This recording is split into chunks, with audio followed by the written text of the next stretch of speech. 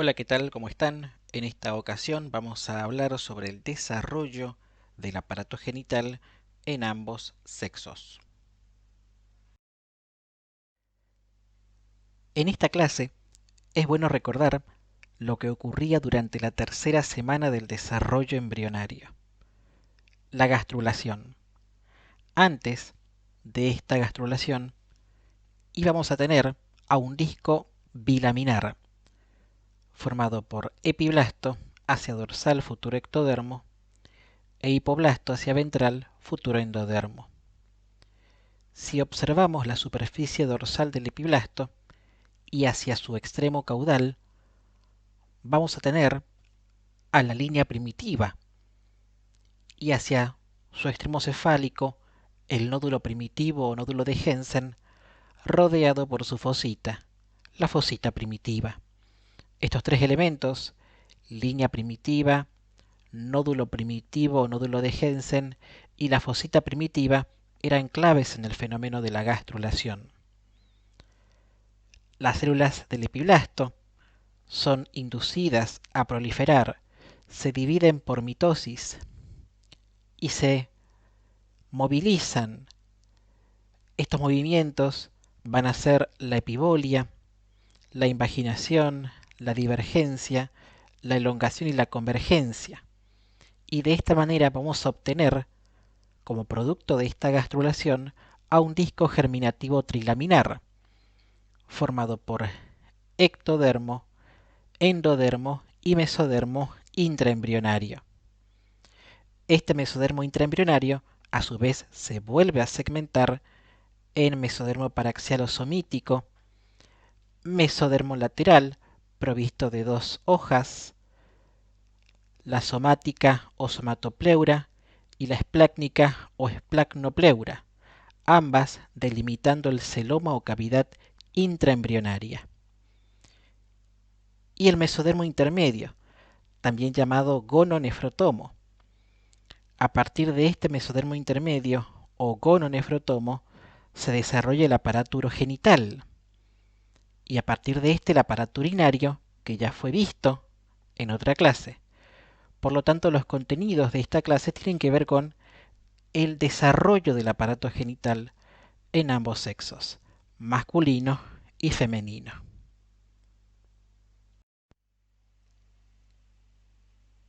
En el desarrollo del aparato genital en ambos sexos, deberán iniciar su desarrollo las gónadas.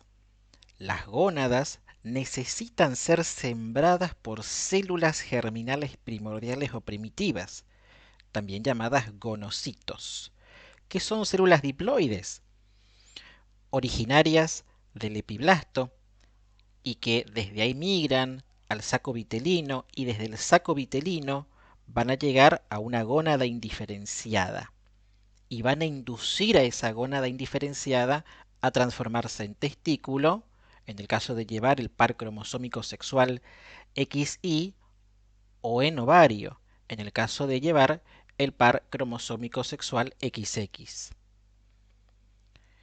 También tenemos que hablar de los conductos genitales ubicados bilateralmente, el conducto mesonéfrico o conducto de Wolff y su injerencia en el desarrollo de genitales masculinos, y el conducto paramesonéfrico o conducto de Müller y su injerencia en el desarrollo de genitales femeninos. Finalmente, hablaremos del desarrollo de los genitales externos.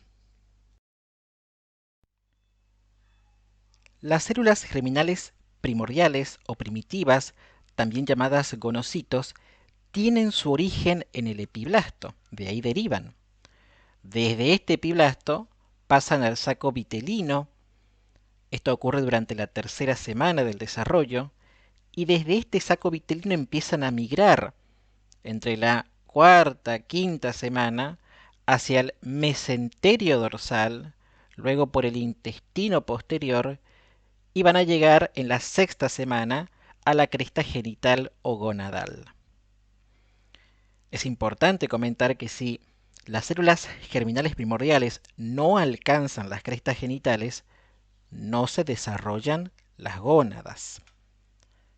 La llegada de estas células germinales primordiales a las gónadas va a determinar la formación de esa gónada hacia testículo o hacia ovario, de acuerdo a la carga cromosómica que lleven. XY para testículo y XX para ovario. En este cuadro tenemos las características de las células germinales primitivas o primordiales, también llamadas gonocitos. Me interesa que ustedes recuerden que derivan del epiblasto, luego van hacia el saco vitelino, luego empiezan su migración hacia la cresta genitalo-gonadal, primero por el mesenterio dorsal, luego intestino posterior y finalmente en la sexta semana llegan a la cresta genital o gonadal. En estas imágenes vemos la migración de las células germinales primordiales desde el saco vitelino durante la cuarta, quinta semana del desarrollo, su migración por el mesenterio dorsal e intestino posterior y su llegada en la sexta semana a la cresta genital o gonadal. Hacia finales de la cuarta semana y principios de la quinta, comienza a formarse la cresta genital o cresta gonadal, que también se puede llamar gónada en desarrollo, ¿sí? Esto se da por proliferación de la esplacnopleura, que a ese nivel conforma un epitelio celómico en la superficie, más la condensación del mesénquima subyacente. Hasta este momento la gónada está en etapa indiferenciada, es decir, que no la podemos distinguir, ¿no es cierto? Una gónada masculina de una femenina no pueden ser distinguidas. Esta gónada se ubica entre el mesenterio dorsal y el mesonefros. Y de esta manera quiero que ustedes recuerden cómo está formada la cresta urogenital, ¿sí? Que podemos ver bien en este corte transversal. La cresta urogenital va a estar formada por la gónada en desarrollo, que acá está como cresta genital o cresta gonadal, y el mesonefros. Acuérdense ustedes que el mesonefros era el segundo sistema urinario en aparecer, rudimentario, ¿no es cierto? Formado por glomérulo, conducto excretor y, ¿sí?, lateralmente el conducto mesonéfrico o conducto de Wolff, ¿sí? Entonces, acuérdense cómo está formada la cresta urogenital, mesonefros más la gónada en desarrollo, que acá está como cresta genital o cresta gonadal. Poco antes de la llegada de las células germinales primordiales, el epitelio celómico de la cresta genitalo-gonadal prolifera y las células epiteliales superficiales penetran en el mesénquima subyacente formando varios cordones irregulares, a los que llamaremos cordones sexuales primitivos. Estos cordones mantienen su contacto con el epitelio superficial. Hasta este momento, la gónada está en su etapa indiferenciada y es imposible distinguir una gónada masculina de una gónada femenina.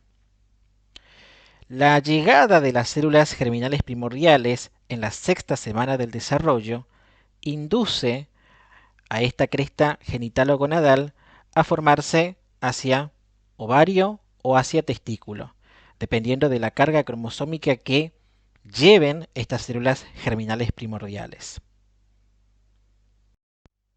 Si las células germinales primordiales que llegan a la cresta genital llevan el par cromosómico sexual XX, esa cresta genital se desarrollará a ovario. Y en este caso, los cordones sexuales primitivos se van a disociar en grupos de células primitivas irregulares que ocupan la región medular del ovario. Más tarde desaparecerán y serán reemplazadas por un estroma de mesénquima muy vascularizado que se convertirá en la médula ovárica. Por otro lado, el epitelio superficial continúa proliferando y en la séptima semana se genera una segunda generación de cordones ubicados corticalmente, a los que llamaremos cordones corticales, que penetran en el mesénquima subyacente. En el tercer mes, los cordones se dividen y se dispersan en grupos de células, las cuales proliferarán y rodearán a un ovocito primario derivado de una ovogonia y les formarán una capa celular.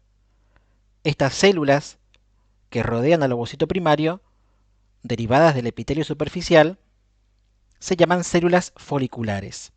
Y de esta manera tenemos a los folículos primordiales, formados por ovocito primario y células foliculares que lo rodean.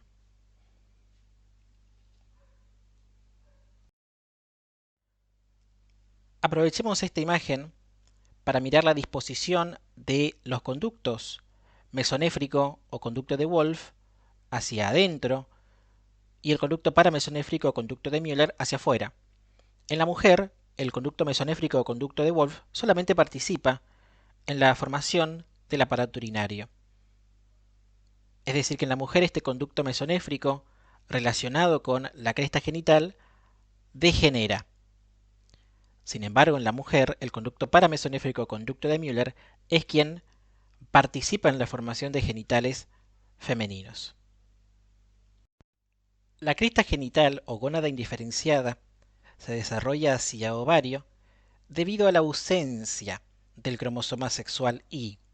El cromosoma sexual Y tiene el gen SRY, quien es el factor de determinación o factor determinante testicular.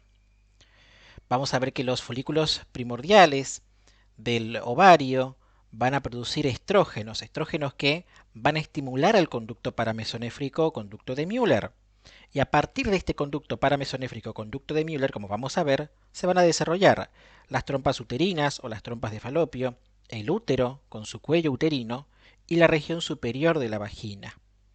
También los estrógenos van a estimular el desarrollo de los genitales externos, de quienes derivan labios mayores y menores, clítoris y vestíbulo vaginal.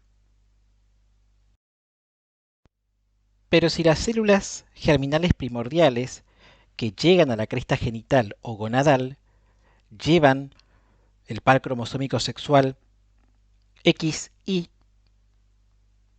bajo la influencia del gen SRY contenido en el brazo corto del cromosoma Y, que es un factor determinante en la formación del testículo, la cresta genital se desarrollará testículo. En este caso, los cordones sexuales primitivos siguen proliferando, no degeneran, proliferan y penetran profundamente en la médula y constituyen los cordones testiculares o cordones medulares, que cerca del hilio de la glándula se dividen en una red que será la red testicular o rete testis. Vamos a ver que una capa gruesa de mesénquima forma la túnica albuginia, que va a separar a los cordones testiculares del epitelio superficial y será la cápsula del órgano. En el cuarto mes de desarrollo embrionario, vamos a ver que los cordones testiculares adquieren forma de herradura o forma de asa. Estos cordones testiculares se continúan con la red testicular o rete testis, y en el interior de estos cordones van a estar las células germinales primordiales con células de Sertoli que derivan del epitelio superficial. Entre los cordones se van a ubicar las células de Leydig, derivadas del mesénquima de la cresta genital, que a partir de la octava semana ya empiezan a producir testosterona. Los cordones testiculares permanecen sólidos hasta la pubertad, en que adquieren una luz, convirtiéndose en túbulos seminíferos, que se abrirán a los túbulos de la red testicular y luego tendrán continuidad con el resto de la vía espermática, que será desarrollada a partir del conducto mesonéfrico o conducto de Wolff. En el caso del varón, el conducto paramesonéfrico o conducto de Müller degenera, y esto se debe a que las células de Sertoli, ¿sí?, producen a la hormona antimülleriana, que se encarga de provocar, ¿no es cierto?, la involución de este conducto paramesonéfrico o conducto de Müller. De esta manera, si las células germinales primordiales que llegan a la gónada indiferenciada poseen el par cromosómico XX, es decir, en ausencia del cromosoma Y, se determina la formación del ovario. En este ovario los cordones sexuales primitivos van a formar cordones medulares que van a degenerar. Luego se van a formar los cordones corticales. A partir de estos cordones corticales se van a formar las células foliculares. Y vamos a ver que la túnica albuginea no estará desarrollada en este ovario. Pero si las células germinales primordiales que llegan a la gónada indiferenciada poseen como par cromosómico sexual XY, es decir, bajo la influencia del gen SRY, ubicado en el brazo corto del cromosoma Y, se determina la formación del testículo, donde los cordones medulares se van a desarrollar y se van a convertir en cordones testiculares, no se van a generar cordones corticales y la túnica albuginea va a ser gruesa. En periodo indiferenciado, alrededor de la sexta semana, ambos embriones, masculino y femenino, cuentan con los dos pares de conductos genitales, es decir, el conducto mesonéfrico o conducto de Wolff y el conducto paramesonéfrico o conducto de Müller. En el varón, el conducto mesonéfrico o conducto de Wolff se desarrolla formando la vía espermática, mientras que el conducto paramesonéfrico o conducto de Müller, gracias a la hormona antimülleriana producida por las células de Sertoli, va a degenerar. En los embriones femeninos, el conducto mesonéfrico o conducto de Wolff degenera y en su lugar el conducto paramesonéfrico o conducto de Müller forma estructuras del aparato genital femenino. El conducto paramesonéfrico o conducto de Müller es quien tiene injerencia en el desarrollo de genitales femeninos. Este conducto paramesonéfrico tiene tres porciones. La primera porción es la cefálica vertical, que desemboca en la cavidad abdominal y cruza lateralmente al conducto mesonéfrico de Wolff. La otra porción es la horizontal, quien cruza centralmente al conducto mesonéfrico de Wolff. Y la última porción es la caudal vertical, que se une con la porción caudal vertical del conducto mesonéfrico del lado opuesto y juntos forman el conducto uterino. Este conducto uterino en su extremo caudal forma el tubérculo paramesonéfrico o de Müller. Esto ocurre a final del segundo mes de desarrollo. Y ven ustedes, después de descender el ovario, vamos a ver los derivados del conducto paramesonéfrico o conducto de Müller. De las dos primeras porciones, es decir, de las porciones cefálica vertical y de la porción horizontal, va a derivar la trompa uterina o trompa de Falopio. Mientras que del conducto uterino, recuerden, conducto uterino formado por la fusión de las porciones caudal vertical de los conductos paramesonéfricos de los dos lados, se va a formar el útero, con su cuello uterino y además la porción superior de la vagina. Ven ustedes cómo quedan algunos restos del conducto mesonéfrico de Wolff, como el epóforo, el paraóforo y el quiste de Gardner.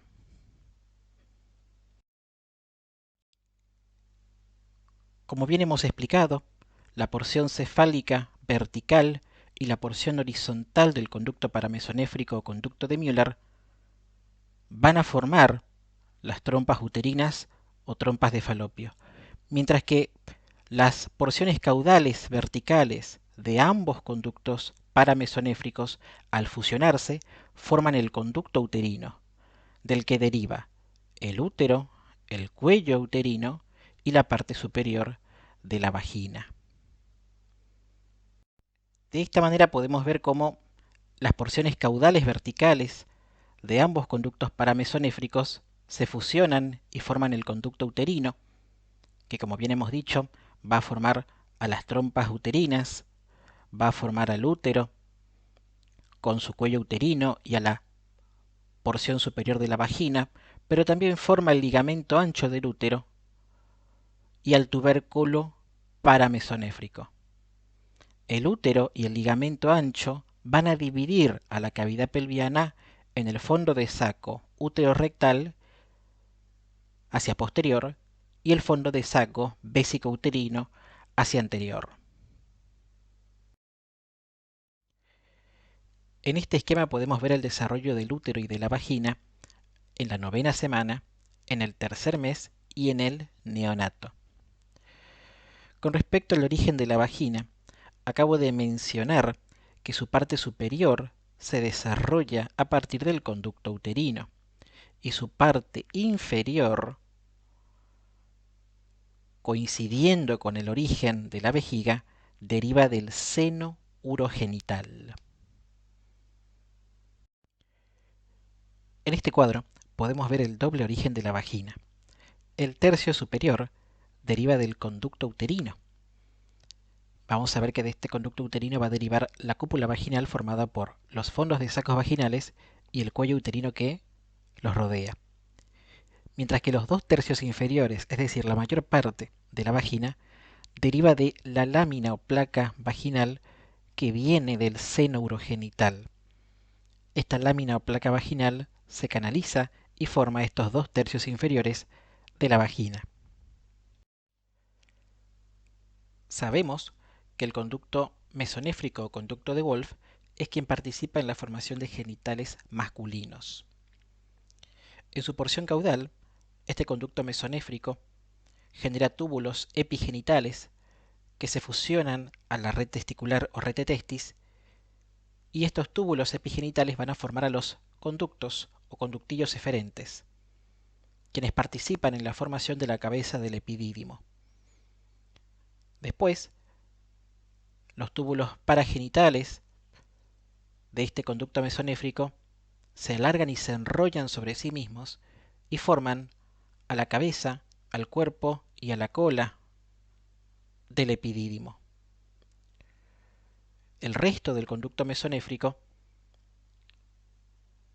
va a ser el conducto deferente, que se extiende desde la cola del epidídimo hasta una evaginación de este mismo conducto mesonéfrico de Wolff que va a dar origen a la vesícula seminal. En su trayecto el conducto deferente adquiere una gruesa capa de músculo liso. Después de pasar por la vesícula seminal, el conducto deferente pasa a llamarse conducto eyaculador. Me interesa que se lleven de esta imagen, además, al apéndice testicular, que es un resto, ¿no es cierto?, del conducto paramesonéfrico o conducto de Müller. Con respecto a lo dicho anteriormente, este cuadro lo resume. Los túbulos mesonéfricos epigenitales contactan con la red de testis y forman los conductillos o conductos eferentes. Los túbulos mesonéfricos paragenitales se alargan y se enrollan sobre sí mismos y forman al epidídimo, y el resto del conducto mesonéfrico adquiere una gruesa capa muscular y forma los conductos deferentes y también emite una evaginación a cada lado que van a formar a las vesículas seminales. Al final del 3er mes empieza a desarrollarse la próstata y lo hace a partir del epitelio del seno urogenital. La uretra prostática tiene su origen en el endodermo. Las glándulas bulbouretrales o de Cooper derivan del epitelio del seno urogenital, también endodermo, y las vesículas seminales surgen de una evaginación a cada lado del conducto deferente, a partir del mesodermo. Con respecto al descenso testicular, en la semana 33, los testículos alcanzan el escroto, que los contendrá y les proveerá de una temperatura apropiada en esa situación extraabdominal. El testículo, ubicado inicialmente en situación retroperitoneal, desciende por detrás del peritoneo inicialmente. Esto depende del aumento de tamaño de la gónada y de la regresión del mesónefros.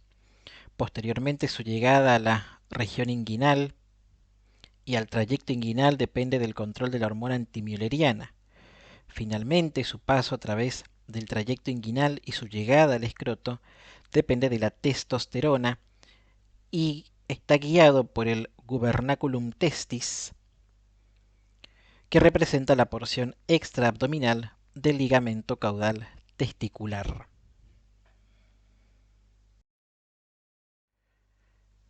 En este cuadro tenemos la regulación molecular, donde está involucrado el gen SRI, ubicado en el brazo corto del cromosoma Y, quien es un gen maestro para el desarrollo testicular. Me parece importante rescatar de este cuadro a las células de Sertoli, que se desarrollan a partir del epitelio superficial gonadal y producen a la hormona antimülleriana, provocando la regresión del conducto de Müller. Y también destaco a las células de Leydig, que se desarrollan del mesénquima gonadal y a partir de la octava semana ya empiezan la producción de testosterona. Los genitales externos, en periodo indiferenciado en ambos sexos, se presentan con iguales características, como vemos en estos dos dibujos. En la tercera semana de desarrollo embrionario, migran células mesenquimáticas, es decir, unidades formadoras de colonias fibroblásticas, desde la línea primitiva alrededor de la membrana cloacal, y forman a los pliegues cloacales. En la cuarta semana del desarrollo embrionario, cranealmente, estos pliegues cloacales se unen en la membrana cloacal y forman al tubérculo genital. Y en la séptima semana, caudalmente, los pliegues cloacales se dividen y forman a los pliegues uretrales y a los pliegues anales. En estas dos imágenes vemos el desarrollo de los genitales externos femeninos, con dos imágenes, 5 meses de desarrollo fetal y en una recién nacida. Los estrógenos son quienes van a estimular el desarrollo de estos genitales. Vamos a ver que el tubérculo genital se alarga y forma el clítoris. Los pliegues uretrales se convierten en los labios menores y las protuberancias genitales se agrandan y forman a los labios mayores. El surco urogenital se abre y forma el vestíbulo vaginal o vestíbulo vulvar entre los dos labios menores. Y aquí vemos lo dicho anteriormente en un cuadro. El tubérculo genital da origen al clítoris, los pliegues uretrales dan origen a los labios menores, las protuberancias genitales dan origen a los labios mayores y el surco urogenital da origen al vestíbulo vaginal o vestíbulo vulvar. Con respecto al desarrollo de los genitales externos masculinos, vamos a decir que la formación de estos va a estar impulsada por la testosterona producida por los testículos fetales. Vamos a ver que a partir del tubérculo genital se origina el falo y de este el pene. A partir de los rodetes o protuberancias genitales se forman los pliegues escrotales que van a formar el escroto. Los pliegues uretrales se fusionan y forman al rafe peniano y al rafe escrotal, y el surco uretral se cierra y delimita así a la uretra peniana.